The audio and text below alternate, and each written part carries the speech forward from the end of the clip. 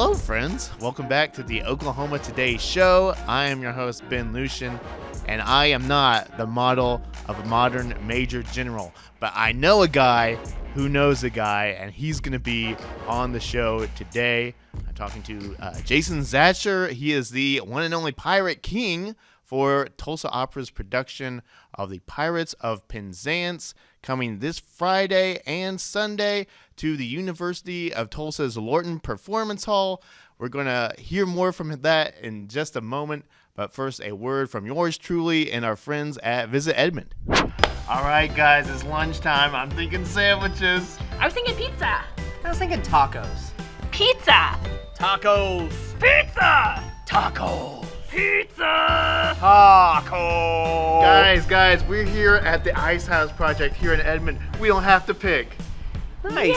Yay! Satisfy all your cravings at downtown Edmond's newest food hall, the Ice House Project. The modern courtyard hosts live music and events. Dine at delicious restaurants like The Fried Taco, Woodward Pizza, Train Hopper Deli, and American Solera Craft Brewery. It's a family-friendly atmosphere with a giant climbable grasshopper in the middle of the action. Book your next gathering at the Stables event space nearby.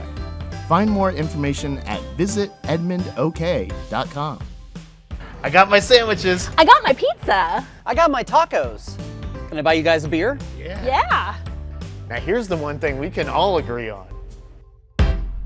All right, so I am pleased to be joined today, as promised earlier, by Jason Zatcher, who is the Pirate King for Tulsa Opera's Pirates of Penzance. He's got the pirate pin on. Jason, thank you so much for joining us today. Thank you for having me. Yes. So Pirates of Penzance, I'm really excited about that. If you're into, just some good slapstick kind of Victorian era style comedy opera, I mean, this is the one for you.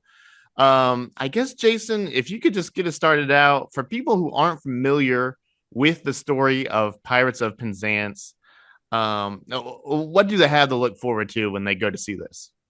Oh, I mean, it's just a rollicking band of fun. You know, everybody is just having the best time on stage that they can possibly have. And it's in this world that is everything is completely blown out of proportion and everybody is committed to the bit through and through. But the story itself of Pirates of Penzance, I mean, you have Frederick, who is an apprentice to these pirates, and he despises being a pirate, but he got mixed up with them by mistakenly becoming a pirate instead of a pilot. So he wanted to become a pilot, but became a pirate instead. But the operetta starts with him on his 21st birthday. He's finally aged out of his apprenticeship, so he can go out and live a dutiful life outside of the piracy. And he discovers all these beautiful maidens out there, and he meets Mabel, who becomes the love of his life. And Mabel is one of the daughters of General Stanley, who has many, many, many daughters, you find out in the show.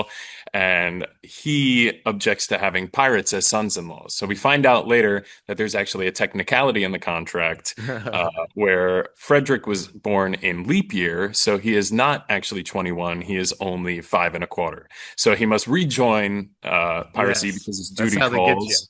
Yeah, and it's just a big all-out war with, pirates and policemen and General Stanley and his daughters, and eventually the Queen comes, and everybody lays down their swords, and everybody ends up happily ever after, riding off into the sunset. So I mean, who doesn't want to see a show like that? I think I've had some mobile carrier contracts like that. They were like, "Oh, you thought you were out, but you're still in." Yeah, you still tell me. Oh yeah, go ahead. Jason, tell me a little bit about your guy, the Pirate King. Yeah, I mean, the Pirate King, he is larger than life. He is, he can do no wrong. He, if he steps on something, it's just going to be there. Even if there's a hole in the ground, the pirates will push something there so that he can step there. So he is just, I think we're going with this kind of Fabio-esque character type, and, hair blown in the wind kind of thing. And, just he can do no wrong, and he's ready to kill at any moment unless they're an orphan. Right. So I guess the thing that Pirates of Penzance might be most known for is, I am the model of a modern major general. Like that. That's just kind of in the cultural zeitgeist. And that's just a great example of some of the work of Gilbert and Sullivan is sort of a classic duo. For people who aren't familiar with their work, what can you tell us about them? I mean, Gilbert and Sullivan's music it's so witty, it's so fun. I mean, the wordplay throughout the entire score is just, I mean, like we were saying before, pirate and pilot, Yeah. mistakenly doing those words. There's so many different rhymes and there's different bits that each production will add. So it's just really witty writing, but at the same time, Gilbert and Sullivan were also inspired by Verdi. So we have all this, slapsticky kind of patter music where we're just shooting off a bunch of words like I am the very model of a modern major, as the Yes. major general's aria is. I can't do it that fast. Yeah, well, Bobby, if you want to, he's done it faster than anybody I've ever seen Nice. perform it. So you got to go see Bobby as well. But there are also, people suspect like it's an operetta, it's Gilbert and Sullivan, it's all going to be light, but they were inspired by Verdi, so there are a lot of moments which you can really just let it sing and which are really lyrical, and it's really fun to sing as a singer. So. Yes. Now, growing up, or maybe you still are a lover of pirates. I think we all start out that way. I mean, who doesn't love like the old Jolly Roger and things like that? Oh yeah. Do you have a background like loving pirates? I guess. Oh yeah, no, that was like pirates and knights were like the two things that I loved to play in the sandbox growing up, and like we Yes. could do all the like live action role play stuff where we'd like forge our own swords and stuff like that, and have all these all out battles, me and my brother especially. But I also grew up in the time of the glory days of Pirates of the Caribbean. So Yes. walking around the house like Jack Sparrow and stuff like that, and yeah, no, I mean getting to play a pirate again, it's Yeah. definitely like being a child again and finding that inner child within myself. But having the bravado that Pirate King has that I didn't have when I was a child, you know? Right. Yeah, I think it's such a cultural or like a growing up a milestone, at least as a boy, like having like the gift wrapping paper tube and just sort of sword fighting, or if you're like me and my brother using the hockey sticks, which Oh my yeah. mom didn't like. Yeah. Jason, so when you're getting into character as the Pirate King, what does it take to sort of take on that character? Yeah, no, I mean for me the first thing is finding that inner child again. The unapologetic nature of going on the stage and just taking risks and creating this world and being larger than life. I think for me, like growing up, I'm more of a reserved kind of like chill guy. So with a role like this, which is larger than life, it's just like trusting my instincts and just letting loose and having fun. Right. Yeah, and that's where the interesting thing about the Pirate King character is that he is cutthroat, but he has like morals, I guess, or is He kind of does. morally complicated anyway.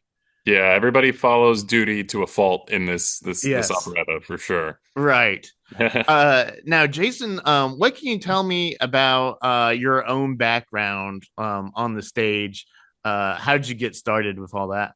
Yeah, so it started at birth. My parents met in a wedding band. So Oh, I there you grew up go. hearing everything from 40s to top 40s. And I think it was finding opera was kind of my own thing that my parents didn't really know about. So I clung on to that.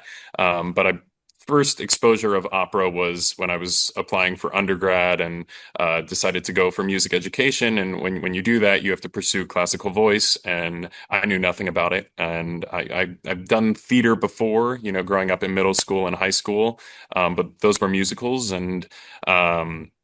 Discovering opera, my friends were doing an opera and they were like, "Hey, we need this mute servant role that can just carry the leading lady around the stage. You don't have to sing anything, but we need like these three servants. Can you be one of them?" So doing that, I got to observe, how an opera works and everything like that, and not having mics, not having all these huge dance numbers, just getting to really soak in everything that was happening. And ever since then, I've been in an opera every year. So that's been back since 2011. So, but have been doing it professionally since 2019. So yeah, it's Yes. been fun. And Pirates of Penzance has always been on the bucket list. I covered the role in Oh, a okay. Clear Glass Festival. Hmm. So I covered Pirate King and the Sergeant of Police, and I mean it was just so much fun. And being in the ensemble in that show, getting to actually be the Pirate King now is definitely checking it off the bucket list. Yes, absolutely. Where are you from? Originally. Born and raised in New Jersey. Ah, there you go. Yeah. So how has it been working with the Tulsa Opera so far? Oh, I love it. I came here last year for the President's Council dinner. So that was only for like a short little weekend, so I didn't get to explore as much. But I love it. I mean, the weather's been very up and down, which is kind of like Jersey as well, even though right Yes. now it's freezing.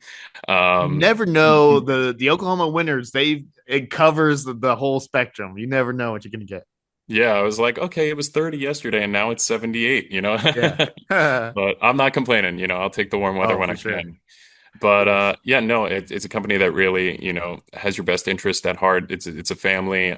They welcomed us here with a guild luncheon, and everybody really cares about the opera, and they want to bring really good performance to the city of Tulsa. So yeah, no, I've been very grateful to be here. The cast is electric. The team is electric. It's going to be a great show, and I hope the community enjoys it. Yes. Where are you at right now? Is this any bit of the set behind you or? So this is not the actual set, but this Uh-huh. is like a mock-up of the set that Right. we are using for rehearsals, which usually we don't get to have. We usually just have tape on the ground.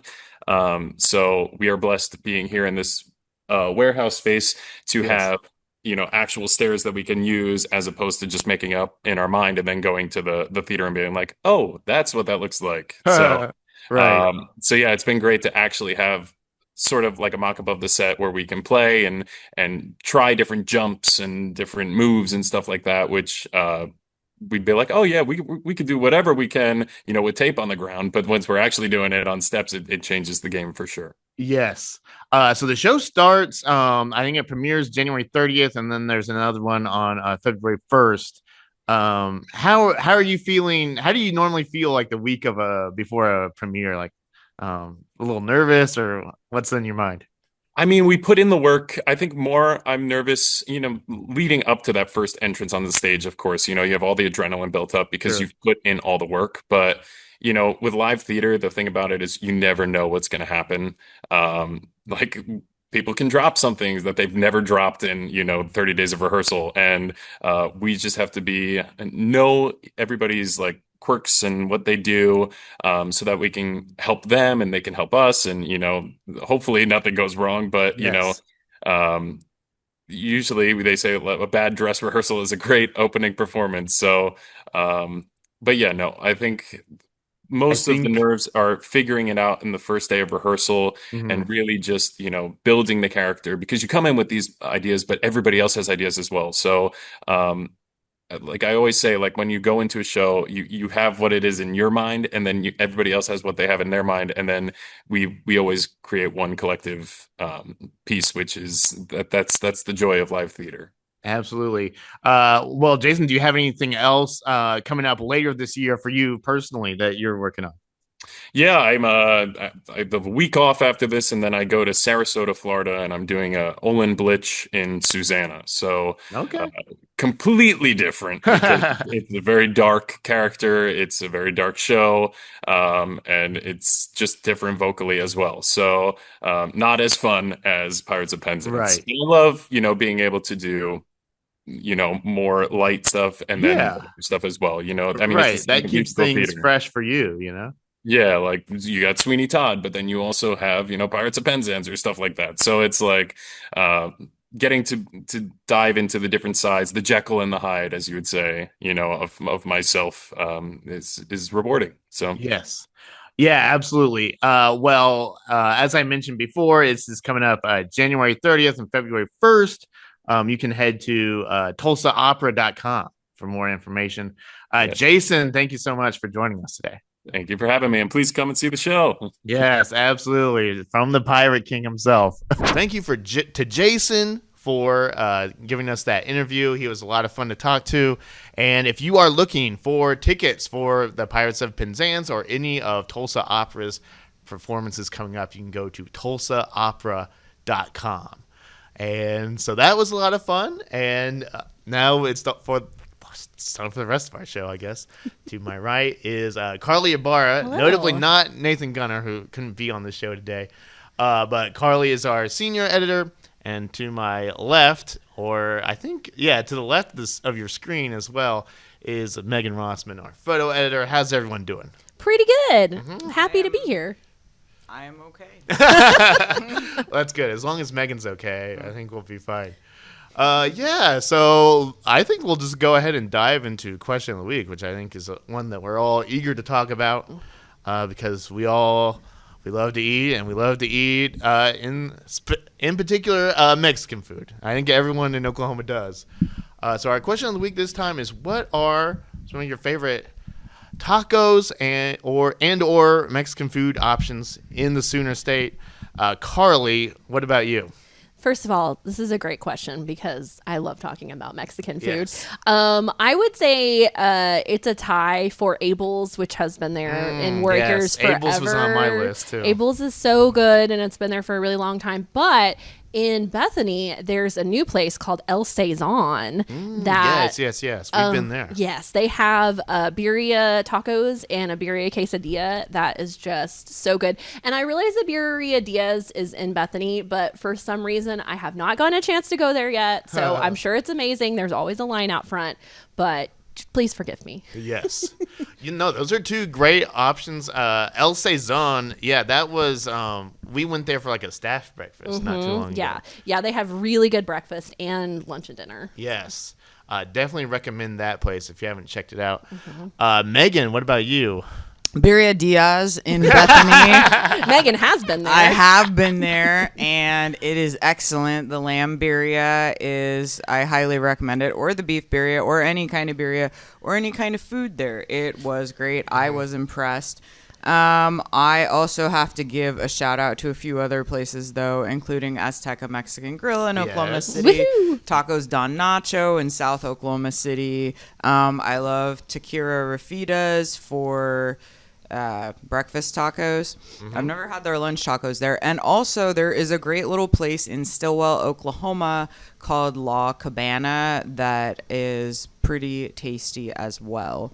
And also I would like to try Tacoville in South Oklahoma City, which has been there since the 60s and I have never eaten there, and I only know about it because I drove past it on the way to the airport.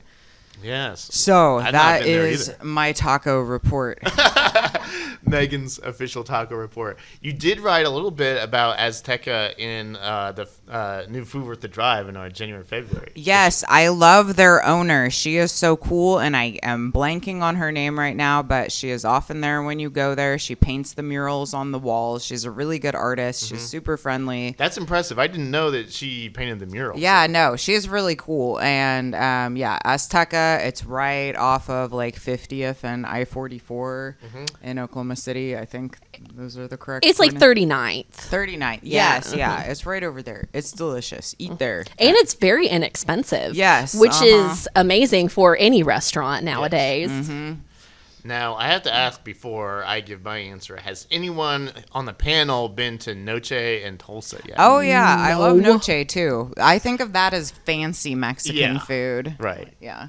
That's on my to-visit list, so I haven't checked that out yet. They have a really great crushed tamale dip that is served with sour flour tortillas. I highly recommend it. Yes. That's definitely on my to-try list next time I'm in Tulsa. I wrote down my own list, and the first one that I wrote down was Abel's, so Carly's covered that one. I would just love going there. I love getting a big old salt-brimmed cerveza. So very nice. You can't beat that. And then I wrote down a few other places. I have to give a shout out to Casa Freddy's, which is a new place near like 23rd and Portland. I have to give them a shout out because that's where I found Champ. So, yeah. So if you need a cat, maybe that's a good place to check out too. There were some other strays hanging out, so you can pick one up. Let's see what else was on my list. El Chilongo, I believe, on the south side. Really good. Sort of a wrestling themed restaurant. It was mentioned in our Southside Saturday Night story that Zoe wrote a while ago. Yeah, really good. And then there's another place called El Sabor de la Baja. Oh, Yes. I've driven by that I place. want to try their many kinds of ceviche. Yes, it's so good near like 10th and May. Basically, they've got like so much like seafood type stuff. Nice. Like I got like a delicious marlin taco there. Ooh. Yeah, just Weird. weird, different kinds of fish that you don't get everywhere else. Yeah, marlin. Did it just taste like a fried whitefish, or was it distinct? It sort of had a bit of a distinct flavor, but not too much unlike sort of whitefish. Okay. But maybe sort of more on like the salmon side of that. Interesting. That sounds good. Okay. Yeah, like a more So like meaty, a heartier, a real meaty, like a fish. heartier sea fish. You know. Yeah. Yeah, and they've got like you can get like an octopus taco or whatever. They've got if you're into No, different thank kinds you. of meats, that's a good place to go. I also have to give a shout out to one of our favorites here at the tourism department, Enrique's in Ponca City. Oh, yes. Those puffy chips. The puffy chips and the queso. If you've not had the like 3D little puffy chips that you can dip in the queso, it's sort of life changing. I would love to go to Enrique's sometime when I go to Ponca City. I have been trying for more than a decade, but every time I go to Ponca City, there is some other restaurant I have to go to for some reason, or that someone that I am with wants to go to, and the more as I'm talking about it right now, I'm growing increasingly angry that I have never been to Enrique. So somebody please take me. Well, and because it's in the airport, which is cool and novel, but it's not necessarily around everything else. In Yeah, Ponca that's City. true. Yes. I also have to give a shout out to Taco Empire. It's like this. I knew it as a truck near like Britain Road and May Avenue. Really good. Great quesadilla from a truck. They have like a brick and mortar location near, I want to say, like 122nd and Portland or It's Meridian or closed. something like that. Yeah, there was a fire. Yeah. There was a fire, unfortunately. So they had to shut it down. So I don't know what their future plans are, but I hope they do open up a new one in the future. Yeah. So Can I ask, like, I am so bad about trying taco trucks. Would you please tell Yes. us which taco trucks we should go to so I can widen my horizons And there a are little so bit? many. There's so many. That's why I get overwhelmed. I'm like, I don't know which one to choose. yeah, So- I need like maybe that's something Oklahoma Today can do, but just a list of like just all these taco places and like the full report. Because like you just don't. There's so many. to There's try. so many. I need someone to do it for me. All right. So, yeah, leave your taco truck of choice in the comments. Or if you have your own favorite Mexican place to check out, let us know. And it won't take us long to get to it because we are lovers of Mexican food. So we are going to have a quick ad break, and then we will be back with Podvents. You won't want to miss it. In Oklahoma, arts play an essential role in bringing communities together, enhancing quality of life for Oklahomans, and positively impacting our economy. The Oklahoma Visual Arts Coalition is a nonprofit that helps develop the Oklahoma visual arts community through education, promotion, connection, and funding. Since 1988, OVAC has worked closely with Oklahoma artists, educators, organizations, and communities to ensure visibility and opportunity while promoting public interest in the arts across the state. To learn more about how the Oklahoma Visual Arts Coalition supports artists and to personally contribute to a growing Oklahoma arts scene, visit ovac-ok.org or follow. Well, you know what time it is, friends. We are back with Podvents. This is where we go through the travelok.com event calendar, pick out a few of our favorite gems. Carly, what have you got for us this week? Oh, I have a good one. And it's going to require me to read some poetry. So, Oh, okay. I don't know if you all are familiar with the famous poet, Scottish poet, Robert Burns. Ah, yes. But he wrote some pretty good ones. Auld Lang Syne is the poem that the song is based on is probably his most famous work. But I found some other kind of fun little lines. But pleasures are like poppies spread. You seize the flower, its bloom is shed. Or, like the snowfall in the river, a moment white, then melts forever. Gathering her brows like gathering storm, nursing her wrath to keep it warm. Megan, that reminded me of you. Here's freedom to him who would read. Here's freedom to him who would write. None ever feared that the truth should be heard, but them that the truth would indict. And I'll skip Ode to Haggis, although that is my favorite one. But you can hear all of this and a lot more at Beercraft Burns Night in Fine McAllister. art live on the Oklahoma Today podcast. See, we're not just, monster trucks of Mexican food.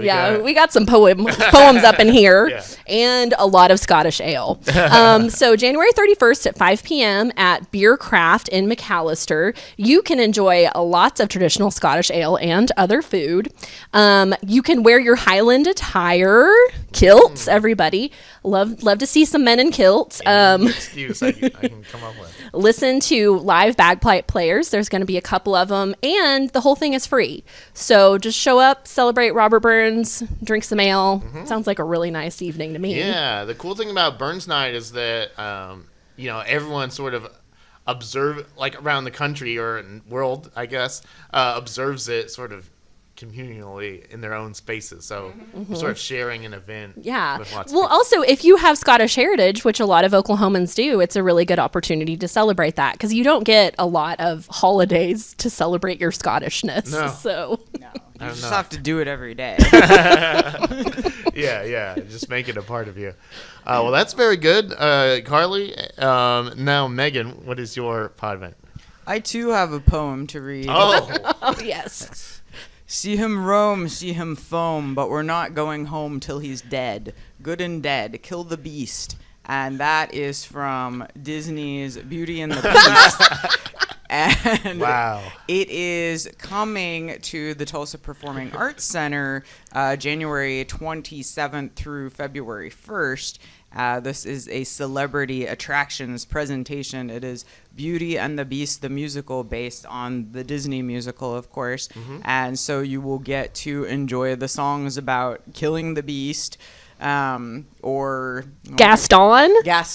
Everybody loves Wait, Gaston. Yes. Belle, Gaston is the best. Belle and her reading. Be our guest. Be our guest. Yes, about the French hospitality.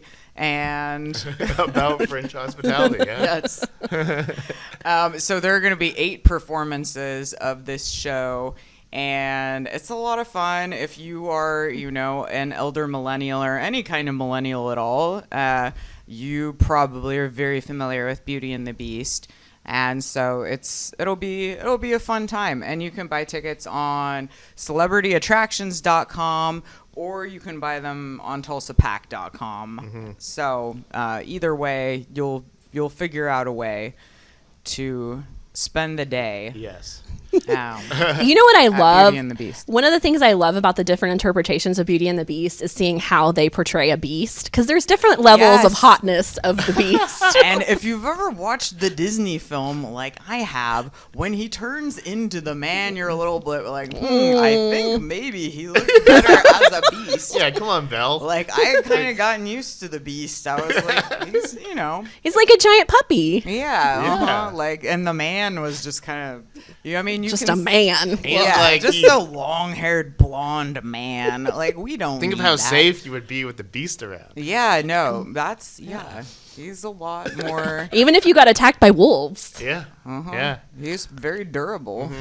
Yeah, I was all about Beauty and the Beast. I would still hold it up as like it might be my top 5 favorite. It was nominated for Best Picture Yeah. in the Oscars the year that it came out. I remember. I want to say that was the first movie that Disney ever used CGI in, which is Yeah. kind of the ballroom scene. I Oh, think that was yeah. computer animated, so that's kind of interesting. I mean, it's a really good movie. Like, if you're not familiar, you should watch it. Yes. just ignore the Stockholm Syndrome stuff. It's like, Yeah, well, yeah, they're it's a Disney movie. We can't ask too much.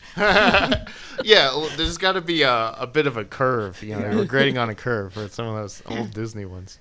are there any beasts in your write-up? There are no beasts. Aw. There are no beasts, but there is music.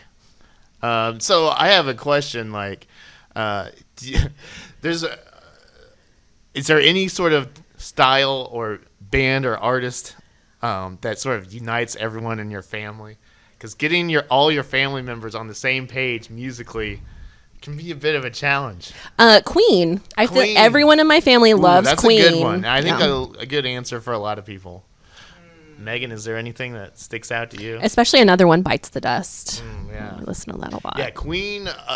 Who doesn't love Queen? Honestly? Weirdos. Yeah, I don't. I mean, there are probably some. I want to say I don't know if I'd say the Beatles. I don't know. The know. Beatles? We I don't mean, spend a lot of time. Yeah, together. maybe. I mean, that is definitely a lot of families' answer. For me, yeah, and you might laugh at it, but just sort of 80s yacht rock. I mean, that's a winner. That's a winner for the whole family.